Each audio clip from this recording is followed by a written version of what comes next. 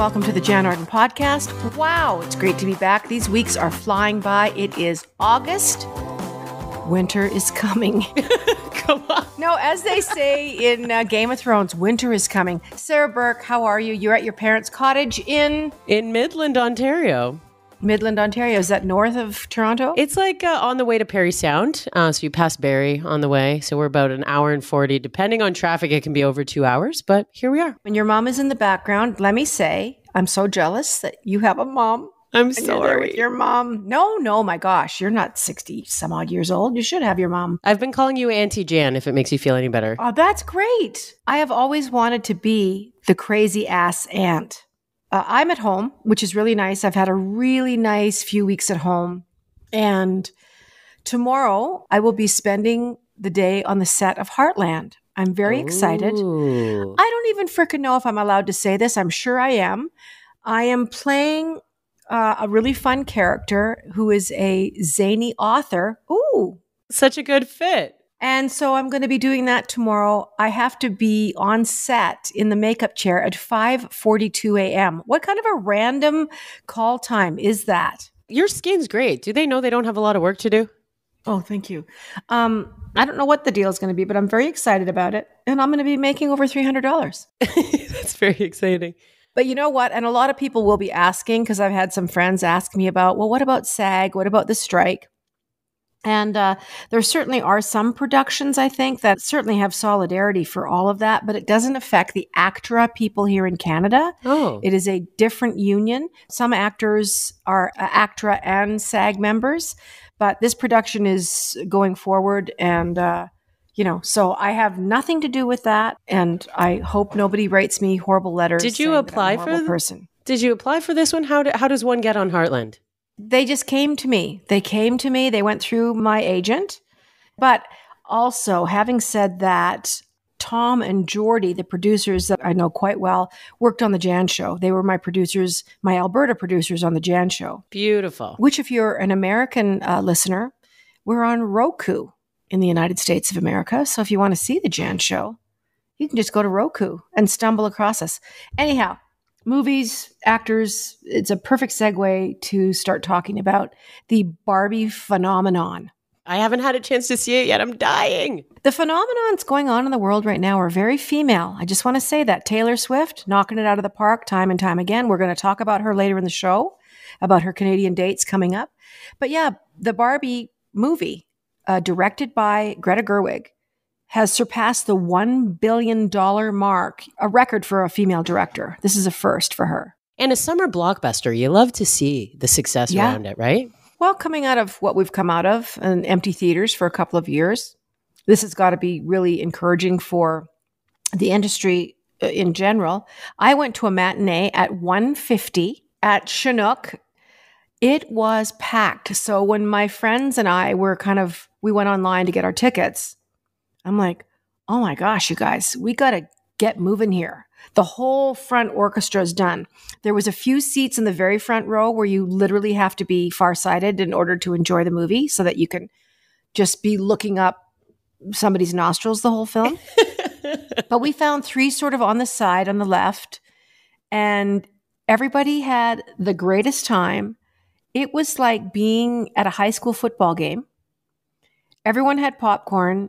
Everybody laughed in the same spots, and I saw a lot of people crying. Me, I was crying. Oh, you had to cry. Yeah, but I'm not even going to tell you about the movie, but it's the whole idea of that imaginary world we all created when we were kids. Absolutely. I played with Barbies. I played with the Jane dolls, Jane West and John West. I don't know if anyone remembers those dolls. I still have one. Leah Gautier, thank you. She got me a Jane West doll. But yeah, G.I. Joes, Barbies. All that stuff. We did all that stuff. And we played for hours. I mean, up until I was about 9 or 10. And then we moved to the country and I was outside and my dolls had funerals. We were just talking about how creative you've been feeling and how you've been wanting to sit back into, being an author. Just because you finish one book, you're ready to start on the next and you're feeling very inspired. Think about how much time you occupied your own mind and entertained yourself with these toys growing up. It's kind of amazing. Hours and hours would fly by. Oh my gosh, you would just the clothes, like getting outfits and getting them dressed up. The hair. I used to do their hair. Yeah, the hair took a hit. I think I've done everything from braid hair to burn hair when it comes to Barbie dolls. I don't know where I got the tools to be burning hair, but I remember that some of the hair did not look so good after. Kate McKinnon plays Crazy Barbie. Yeah, Kate McKinnon's from SNL. You'll know her. She's like Crazy Barbie. If for nothing else, if you love Margot Robbie, if you love Ryan Gosling, the acting. Margot co-produced. Did she? Yeah, she co-produced this one. The acting is phenomenal. Yeah. The premise seems so kitschy and so outlandish and so cartoony.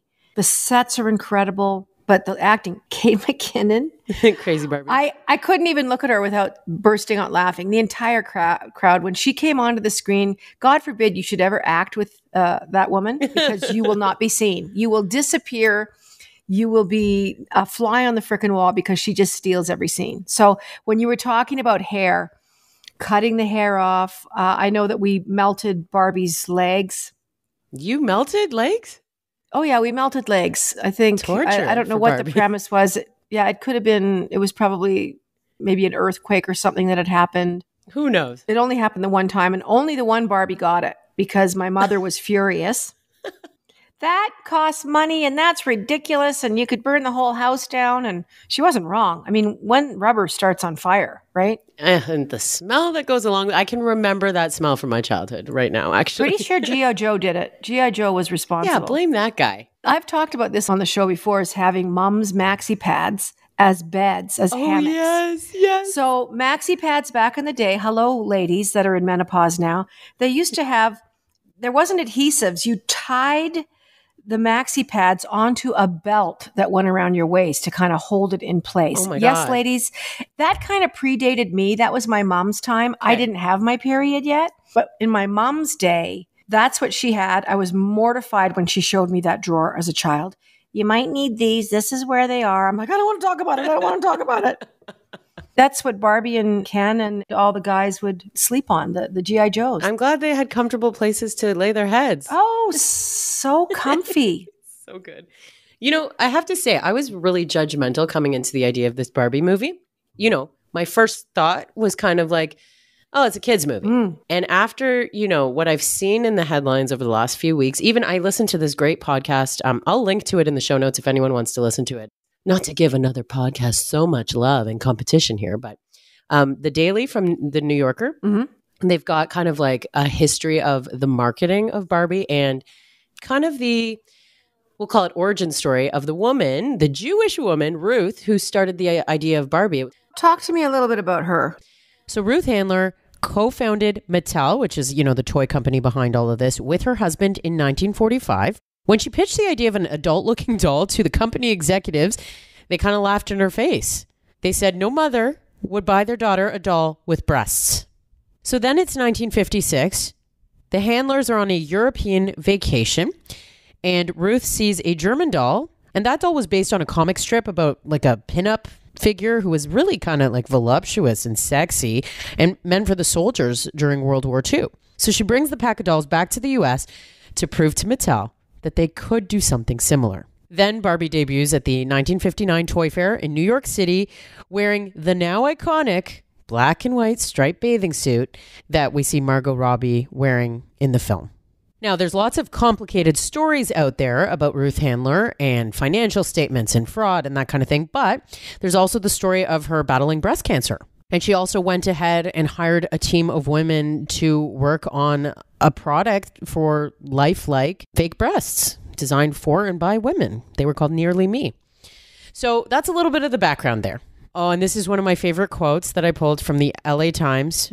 Ruth Handler at one point said, "I've lived my life from breast to breast." So there is, it's not a giveaway, but obviously they do kind of throw to Ruth in the movie. I'm not even going to tell you how or why. Yeah. But yeah, she comes in quite late in the game. One thing that I learned from looking back at the story of Barbie and Mattel, Barbie was never meant to be doing things that are dependent on a man or housework or any of those things. Like if you look at the accessories and the storylines that went with those toys. Flight attendant, doctor, Yeah. race car driver. Yeah. Airline pilot, astronaut, doctor, Olympic athlete, presidential candidate. Like Barbie has had her own story the entire time, and it's never once been dependent on a guy. The one thing I found kind of weird that I also learned is that Barbara and Ken were brother and sister. That's where Ruth, the creator, got the names from, was from her children. Her kids, yeah. So they were brother and sister. And I'm like, oh, that's a weird storyline. I don't know if anyone's going to pick up on right now. But the idea of Barbie just being this plastic figurine, it's so much more. That's what I've learned in the last few weeks. Well, if you haven't seen it, go see it. The sets are absolutely whimsical and incredible. The detail. Greta Gerwig not only directed this film, but she also wrote it. And there's a couple of monologues in this thing where you could hear a pin drop in the theater. Because of how engaging they were. There's one by Barbie herself, the character, and then there's another one by the little girl that owned Barbie as a child, that had the Barbie doll, and she plays quite a prominent role. That's America Ferrera. She's terrific. But she has a monologue that is like, it really stopped people in their tracks, I think, and left a lasting impression on how we're all making our way through the world. And you know, what it is to be human and what it is to be alive. The idea of having the opportunity to be here. Theologians and scientists alike talk a lot about the absolute chances. I mean, you think a lottery has horrific odds?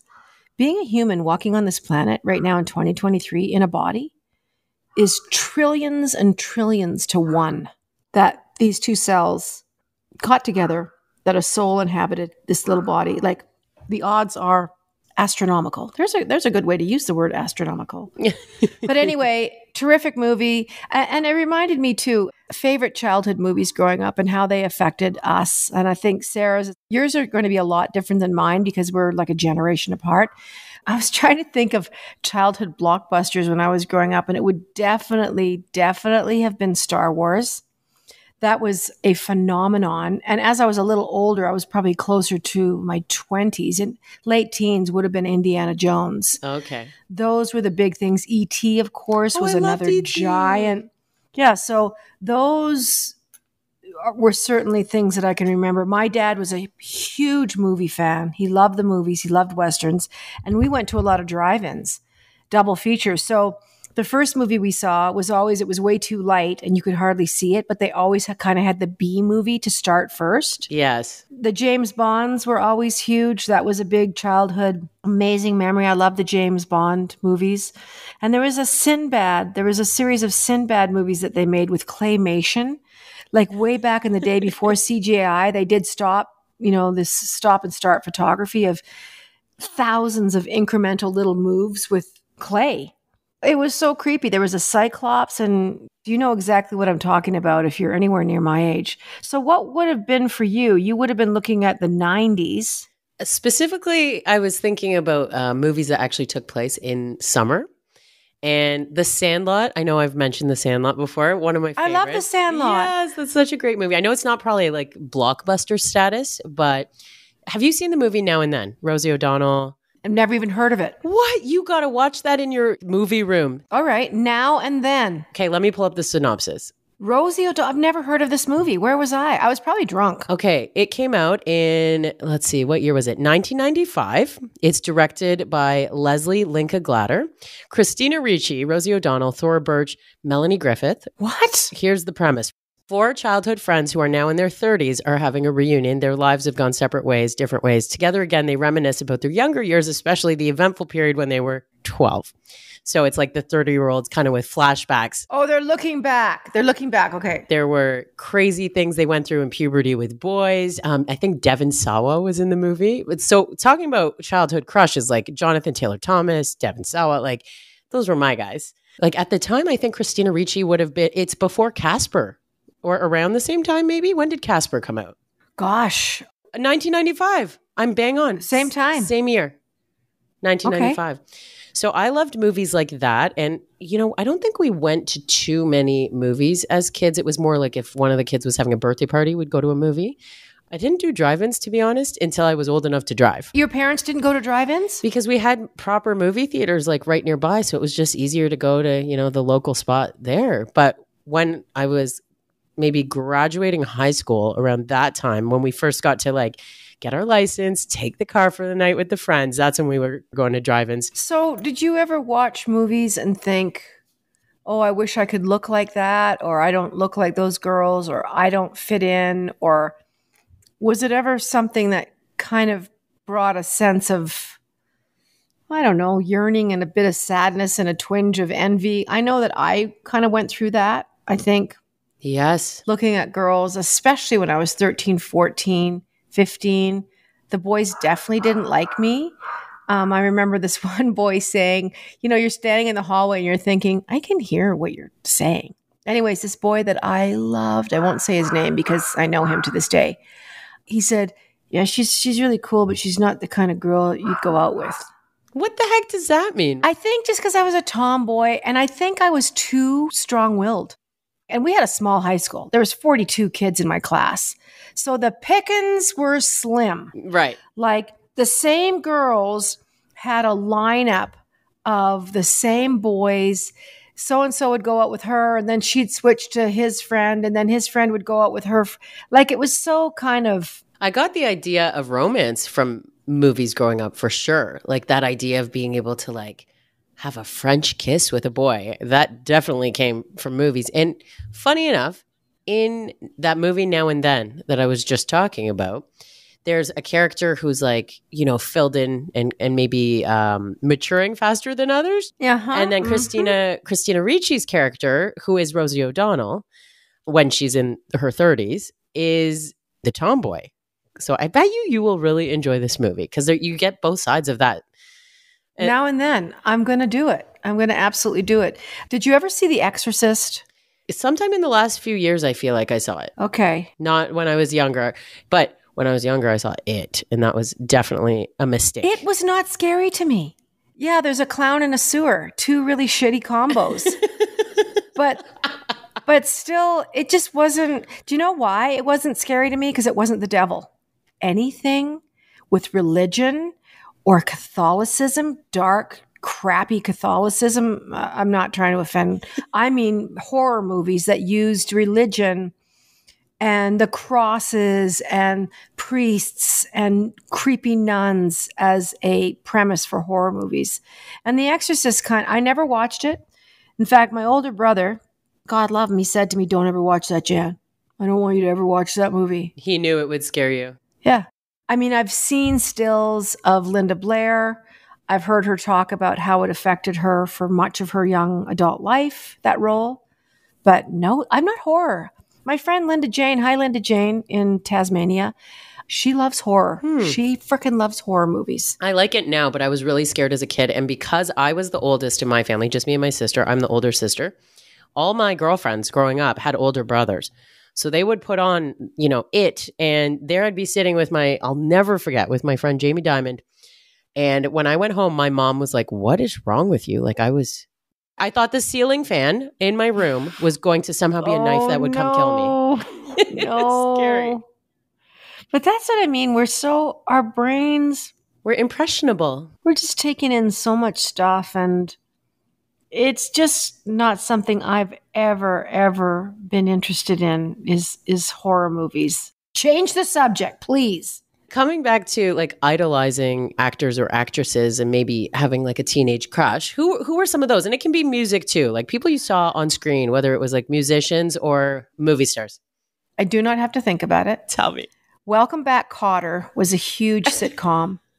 So in the 70s, I was going into teenage years. Like 72, I was 10. So the rest of the 70s leading up to 1980, obviously I was my teens, junior high and high school. I loved John Travolta. And I think to this day, I still have a poster of him rolled up. I've got a whole bunch of stuff in my basement in Tupperware bins that Mom kept for me. Oh my God. And I need to go through it, but he was in a beautiful blue, worn out denim shirt. His eyes were so piercingly blue. His hair was black and curly and down to his shoulders. The background was blue. And it just said, John. at the bottom. I was so embarrassed of liking him because I was my childhood was complicated. I just liked everybody. I loved Olivia Newton-John too. And I loved Bette Midler and I loved Carly Simon. I loved Olivia Newton-John, but I loved John Travolta. I was like, I love everybody. But he was in my closet where he should be. But I had him and Robbie Benson. And I bet you've never even heard of Robbie Benson. I don't know who that is. Who's Robbie Benson? Another dark-haired, blue-eyed. I'm looking him up. Gorgeous young guy. The movie Ode to Billy Joe, it was called. And I think it was based on a Bobby Gentry tune. But he's a director now. I've kind of followed him through the years. There's not a lot about him. And there was a guy in high school that his name was Eric. I'm not going to say his last name. He was older than me by a year or two. And he reminded me of Robbie Benson. And I actually got a chance to kiss him at a dance. And I'm sure it was just a dumb thing. I remember holding his hand at this dance in Bray Creek. Anyway, oh my God, I don't even know why I'm talking about this stuff. But he was so much like Robbie Benson to me that I just thought, I can't believe. I'm picturing a Rydell High dance right now. We weren't even close to that. We all smelled like shit of some kind. Everybody had farm chores.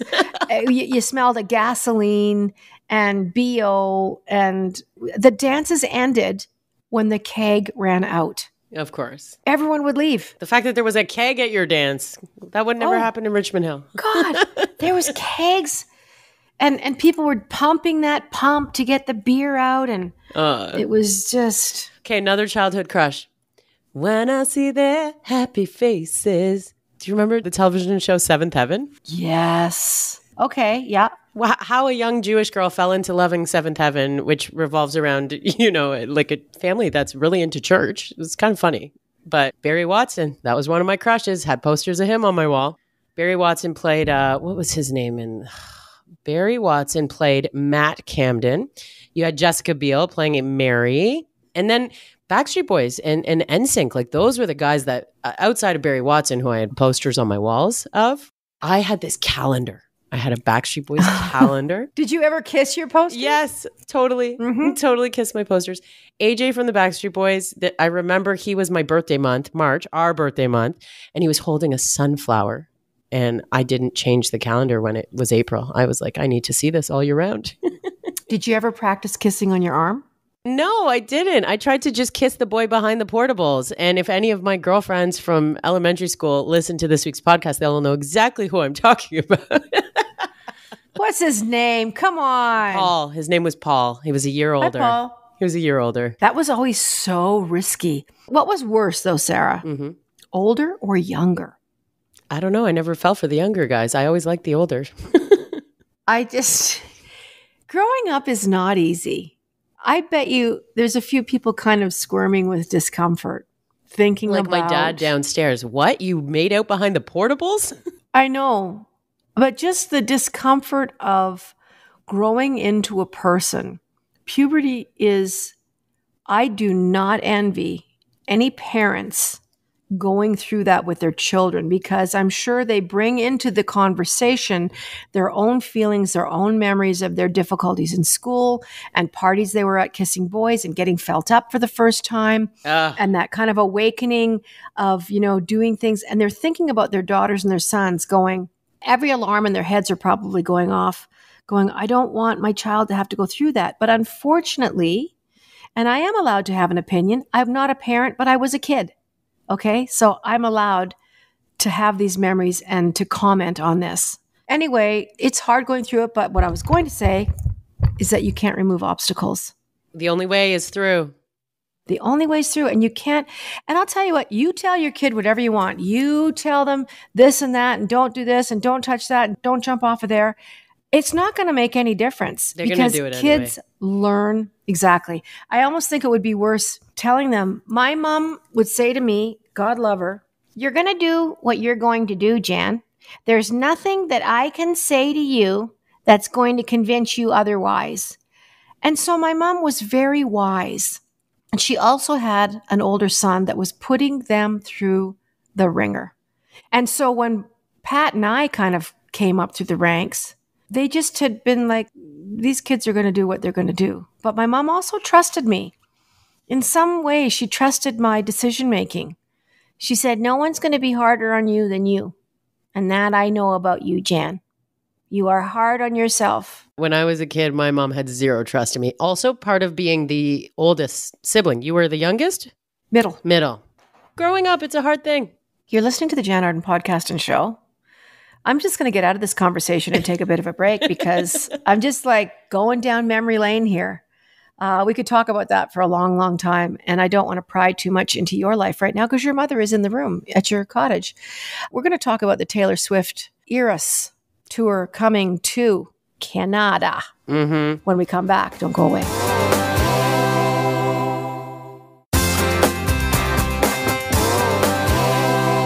Welcome back. Taylor Swift has made an announcement. Everyone was waiting for it. Maybe it was the pressure from the Canadian government.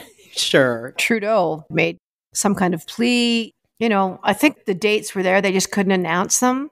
Well, there's something called a radius clause. And so if you're in Seattle, you can't, announce all these Vancouver dates before you've done that date because they need to sell it. Obviously, this shouldn't apply to her because she sells them anyway. My friend Chris, my road manager, was trying to get some Toronto tickets and he was in the queue with 125,000 people. Yeah, so I think tomorrow is the day I registered to see if I could buy some. I'm not the craziest Taylor Swift fan. I do enjoy a couple of the records, but I'm more doing it to see if I can help some friends and go with a friend, right? But I will not be paying $1,000. We got to see how that all looks as well. Oh, Lord, no. Right? Like, because it's one thing to get in the queue, and then there's this other part, which is like, how much can you afford to actually buy? Yeah. And if you also look at dates, one thing to consider, she's doing big stadium shows, right? So they need to have their athletic teams already set in stone for the seasons, when they start, when they end, when they're home, when they're away. Yeah. Because they get first right in the building, in the venue. People don't understand that there's lots of moving pieces. She has dozens and dozens of trucks for the equipment. I think there's something like 500 people working on this show, which is massive. I saw she gave them a bonus this week too. I know. Yeah, $100,000 bonus to each of those people. Amazing. But I mean, they're making so much money and good for her. I saw a meme the other day. There should be some kind of a clause when the rich people of the world get up to 999 million just before they turn the page on that 1 billion number. Because a billion is 1,000 million for those of you that did not complete high school. Okay. A billion is 1,000 million. So they're saying, once you hit that mark, that's great. You get a trophy. I've won at capitalism. I beat it. I won the game. And now everything you do after that, Jeff Bezos, Elon Musk, Murdoch, we can name a lot of these guys. Now you go to infrastructure of schools, hospitals, poverty, disease, fighting cancer. Just change something. Do something. Yeah. And Taylor Swift is actually showing capitalism working. They say that when her tours move into a city, it injects billions of dollars into the restaurant, hotels, car rentals, you name it. Even Chris, didn't he travel for a Taylor Swift show recently? I feel like I saw that. Yeah, he went down to the opening night in, I think it was Phoenix, right? When this tour first started. So people are literally touring for the tour. Yeah, they're touring for the tour. And I think she's at the height of who she is and her power. We've talked about that before. And she's a young lady who is showing what grace is, what it is to be privileged, what it is to be graced with millions and millions of people that pay your way. And she understands succinctly that concept. She's in a stadium, but she knows that each one of those people is paying her way, is enabling her to have the life that she has. Yes, she writes memorable, great, catchy songs. She has been the voice for this, not only a generation of girls her age, but you see 8, 9, 10-year-olds at these concerts, and you see women my age, Channing Tatum. You see, grown-ass men bouncing up and down, with their bracelets on that are lighting up, having a communal shared experience of what happens with joy and the magic of music. When you have 75,000 people singing at the top of their lungs, this vibration, this tonal, ancient idea of sending literally a message out into the abyss that we are here. We're on this planet. Doesn't matter what your politics. It doesn't matter what your affiliation is, whatever religion, whatever color. At that moment, for those 3 hours in that stadium, there is a unity. People aren't used to it. Collective joy. They're not used to looking to their left or looking to their right and wondering if this person is indeed a friend or a foe. Yeah. Those things are left at the door. So it's 3 hours, and maybe for that moment, and I hope people remember the importance and the beauty of art and creativity. Because when people look back in history, when we look back 2,000 years, yes, there's certainly archaeologists that talk about how the money was used and how they set up banking and things like that. But at the end of the day, what people and what tourists travel all over the world to go to see Pompeii or to go to see the Parthenon or to go to see anything historical, the Mayan Aztec ruins, is the art, the carvings they left behind, their culture, those people saying, we are here. We are yelling out into the abyss. It's the art that is remembered. And don't you think Taylor is approaching, I would compare Dolly and Taylor right now, Dolly Parton and Taylor Swift. They've both got, those costumes from their shows in the museums, whether you're going to the Country Music Hall of Fame or Grammy Museum or wherever. And they both have like enterprises from their art, if that makes sense, Well, what are you going to do with your privilege? What are you going to do with the advantage? What are you going to do with people paying your way? Dolly's paying for half the children's books in Nashville right now. That's right. But think about the concept of it. That is very generous. I will never not acknowledge that. But people pay Dolly's way. Yeah. People go to Dollywood. People buy her records. They buy into who she is. And any artist worth their weight in salt knows that. And you understand the ones that get it, the ones that have integrity and grace. Yeah. You see them. They're not narcissists. Fame has a way of twisting even the best person a little bit. But she's a young woman, and I'll tell you right now, she is surrounded by good people. It shows in her actions. Has anyone in the biz ever told you about her meet and greets? Yes. Chris has met her. She knows every name in a meet and greet. I've heard that from everyone who's ever been in a meet and greet, early Taylor Swift days when she was first touring to now. Well, her mom used to go out into the audience and pick a couple of super fans. Yeah. And Chris and his friend years ago were two of those guys. And they went backstage and they had a pizza party with Taylor, and sat with her and had a slice of pizza. Can you imagine? But she knows that those people pay her way. So yes, I get the gratitude and I get the generosity. But at the end of the day, it's the thousands and thousands of people around you that make that possible. And those people don't forget where that comes from. The individual does have importance. You're just giving back to the people that gave it to you. That's a very good way to put it. I wanted to ask your take on this because the concept of doing 6 shows in the same venue, back to back to back to back, and taking over. Vegas. Right, that's a residency. But now we're going to see it at Toronto, at Rogers Centre for Toronto dates for Taylor. Just so you know, she's got 10 dates on hold. Ah. So I just will tell you that that's an inside bit of information that I have. There's 10 Toronto dates on hold. I have a feeling they'll announce the other 4 very soon. Right. Okay. The building is on hold. So I think that she'll release those other 4 shows. Yes, I think so too. But what's your take on like doing the same production in the same place on back to back to back nights? Oh, no, it's perfect. You love it? It's fantastic. Oh, yeah. Have you done that before? You love it. I think the most I did like 4 or 5 Massey Hall shows. In a row? Okay. Yeah, I just went in and stayed in the hotel across the street and walked over there with people, with a ball cap on, and went to the dressing room and got ready for the show. Once you're locked and loaded in a tour, it is repetitive, but every night is very different. It has its own personality and its own vibe, and you finally get into the comfort. There's big moves on a show her size. There's things that happen and set pieces that come in and out, and her dancers are coming out, and it's all choreographed. There isn't really much of a change from show to show. And it can't be because it's all digitized and the screens, everything runs to the second. They can tell people when this thing's going to end. It's a moving city, basically. And you imagine what catering looks like in those buildings. They're feeding probably 600, 700, 800 people because you have the crew that travels with, and then you have the local ground crew. You have security, you have all those people will go to catering and be fed. And that moves with them. It's crazy. I knew you'd have some interesting insight into this stuff. Do you think that she uses a vegan plant-based milk? Yes, I do. To think that. Okay. I would like to think that she does a lot of things good for the planet. And you can bet your bottom dollar she would be very environmentally sound. I bet you they recycle the damn out of everything. But I don't imagine someone like her that is aware of the footprint that a tour like this leaves. Yes, the footprint. The planes, the trains, the diesel, the trucks.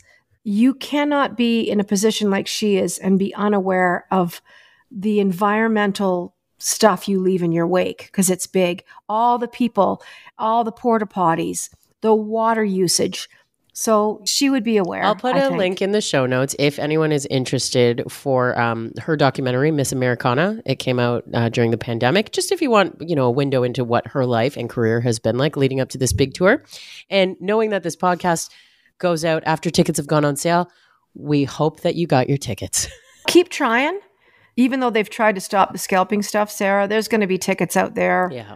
On StubHub and things like that. But be mindful. If something's too good to be true, make sure you're checking out that it's legitimately a ticket. People will try and rip you off. I've heard lots of stories. Yeah, just be mindful when you're getting your tickets. Don't, hang your hopes, get up to the gate, and it's all a bunch of shit. I would just want to do a shout out to somebody on TikTok. Tell us. I've watched this woman for a long time. Shelly the Funny Farm Her. FARMHER.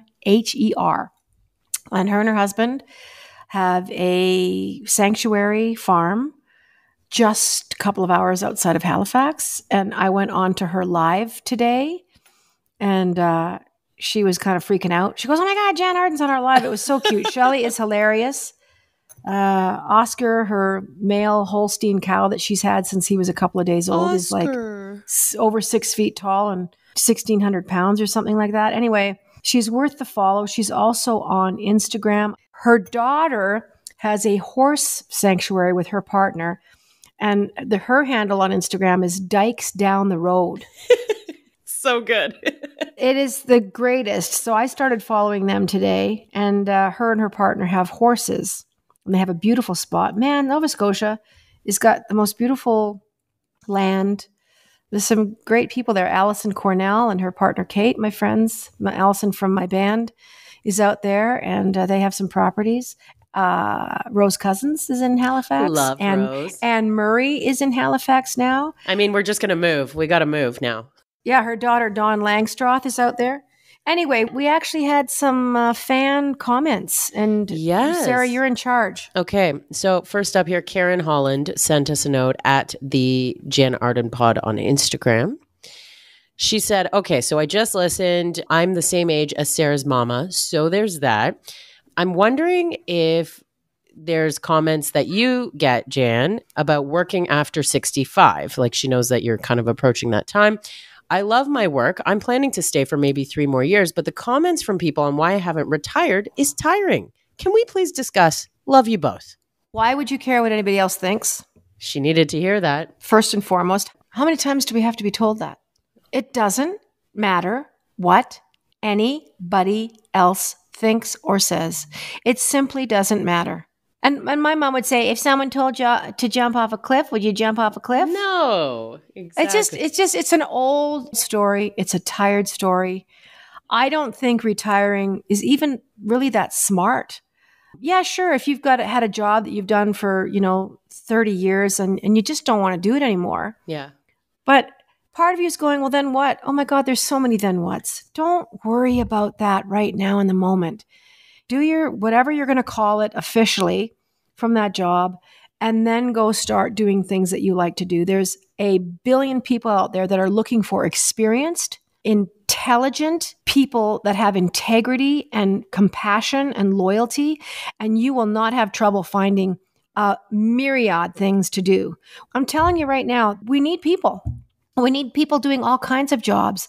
And you can start doing something at home. You might like photography, or you might like making frickin' beanies for infants. These sound like ridiculous things, but I'm just saying, Yes. Don't worry about that. You never stop having a purposeful life. Yes. I will never stop doing the things that I'm doing. Yeah. But as far as looking at my job from a point of touring, will I always tour? I highly doubt it. I don't think I will have the energy. I'd like to think that I will work another 9 or 10 years. I'm 61. When I saw Cher in Vegas, she was 73. She came out and said, "What's your grandma doing tonight?" And that really made me laugh. The whole audience was just upside down, and her audience was every age, 10 to 88, right? Buffy just announced this week, Buffy St. Marie, she's 82. She announced this week She's stopping. She's retiring from live touring. Yeah. I like how she did that in her own way. She just said, I've got, travel issues. She lives in Hawaii, so traveling is a huge issue. To go anywhere for her, it's 10 hours, a 10, 12-hour day. And there comes a time. Hey, Dad, Jan says you retire when you want to, not when I tell you to. Oh, are you the one telling your dad to retire? I think there's a lot of people. He's a window businessman. And over the pandemic, some changes happened on the business back end. And I think we're all looking forward to him enjoying life a little more because he's owned a business his entire life. Like I said, if you cannot wait to be like, I'm so done with this. I've been an engineer for the city of Toronto for 28 years. I just don't want to do it anymore. Yeah. That doesn't mean to say that you're going to sit on an Adirondack chair. How much and how little you do obviously is entirely up to you. But having a purposeful life and doing things, when my mom had Alzheimer's, she's like, "Is there something I can fold?" Aww. And I would take a basket of tea towels. I would dump them out 50 times if I needed to. But she taught me about purpose. Even her mind in its diseased state wouldn't allow her to do nothing. A lot of Alzheimer's people walk. They endlessly walk. They hit a wall, they turn around, they walk. On the memory ward that my mom was in for the short period of time, people were on the move. They just were moving, looking at stuff, touching things. It was very tactile. Yes, some people sat, but they did something. They folded things, or they gave them things to touch, because the mind still wants to do something. It's keep doing something until you goddamn drop dead. Yeah. Just keep doing it. Yeah. And if doing something is sitting and writing in a diary 10 hours a day, so be it. But don't feel like it's over for you or that you don't count anymore. Yeah. Never before have we in this world needed the wisdom of our elders, needed the wisdom of people that have seen harder times and more difficult times, whether it's wars, whether it's, hardship or depressions, or we need that wisdom. Absolutely. Older people are of so much value. And I hope we smarten up and see the value in people that know a fuck of a lot more than we do. I feel like those are the words we needed to hear from you today. So good. It's just important. Like, I'm at a time in my life where, and I include you into this group of people, I know the young women that are just doing such remarkable things and turning the world on its ear and going out on their own and taking chances and bucking a system that is dominated by men or dominated by this, or historically not meant for women to do this, especially in the technical part of radio. We need to see a hell of a lot more women doing those jobs, production and engineering and recording and all those things. But I love talking to you guys because I feel like for the first time in my life, I have something to offer. I have some advice to say to you. I've been standing where you're standing. I'm not senile yet. And I will tell you that it gets better, and you're in for the time of your life, because it's a really great couple of decades from, 35 to 65. I've learned a lot from you in this very short amount of time, I will say. But you can do so many things. But I couldn't have been that for you when you were 19 and I was, 40. You had to live it too. Yeah. Yes. I get that. So That's what I mean. But having said that, my friends that are in their 80s, my friend Marianne, who's 91, it gives me a lump in my throat because the things that I have learned, the courage and the positivity, the optimism that I have gleaned, that has been handed to me and given to me and taught to me in such a way, such a gift. Having my older friends, my friend Jean Leslie, who's exactly 20 years older than me. When I turn 61, she turns 81. She's been through breast cancer twice. She lost her son, Aaron, in an automobile accident on his 19th birthday. Her daughter has struggled with addiction. Her husband died of a heart attack from alcoholism. And she stands like a rock. And her positivity and her joy and bliss and her zest for life is unbelievably uncomplicated. She just keeps standing until she's not. So I look at that. So I thank you. I'm so glad to have you as a friend, Sarah, but also to meet your friends and just to see women doing things that are outside of that box. You've done a lot of trailblazing in that specific way in the music industry too. So let's not discard that. Well, it doesn't matter what other people say. So if that's today's lesson, take that, grab it out of the air and put it into your heart and shut the door on that and stop listening to other opinions. You know, my friend Wendy Liebman from many years ago, she had a funny joke and it was, I don't care what I think. Why would I care what you think? And she's a comedian, but I used to love when she got to that part of the show. Anyway, that's our show for today. Sarah, enjoy the rest of your time with your mom and dad and your dog and the water, and go on to any of our socials, Jann Arden Pod, Twitter, X. Jesus Christ. Stupidest marketing thing in the world. Anyway, go on, give us a review. It'll help you find us, for one thing, if you go onto the Jann Arden podcast and hit subscribe. But like I said, leave comments for us. If you get Taylor Swift tickets, we want to hear about it. Tell us what you did. And I would love to tease our upcoming guest. You're going to have a friend on the next episode. Julie Van Rosendahl is coming. She hasn't been on the show for, well over a year. She's been busy writing more books, writing for the Globe and Mail, raising her son just turned 18. She's cooking up a storm. She's giving lessons online to thousands of kids. She is out there living her life and living large. And Julie's going to be with us next week. Look after yourselves. Have a great weekend. And what are we leaving everyone with, Sarah? It doesn't matter what anyone thinks about you, just you. Toodly-doo.